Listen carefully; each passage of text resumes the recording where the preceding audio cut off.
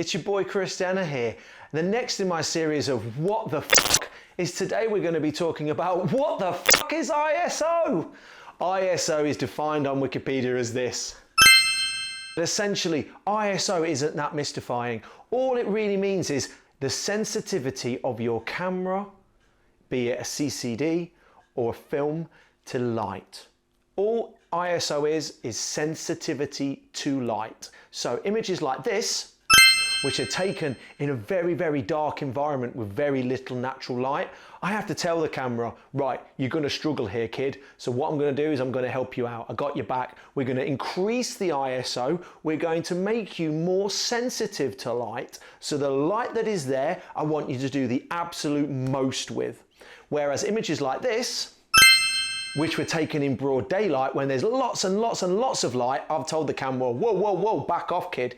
Back off. There's loads of light. We need you to be as least sensitive to light as possible. So we're going to bring that ISO all the way down. Now, I know what you're saying, but Chris, surely I want my film or my CCD to be sensitive to light. I want to get the best. Of course you do. But there is a trade-off with photography in everything. When you have a high ISO, your image becomes grainier. You lose contrast, you lose sharpness, and generally you lose a whole sense of feeling about the image. So images like this look beautiful, but there is an element of grain. Now, some people love the film grain. Personally, I don't care for it. There's some photographers I know out there that actually add in the artificial film grain. It's not for me, I don't like it. I always try and keep my graininess as low as possible so I can pump in as much contrast and detail into the image. So an image like this, for example, taken on a beautiful, clear, bright day, very, very low ISO. Essentially, ISO just lightens or darkens your image, depending upon the situation.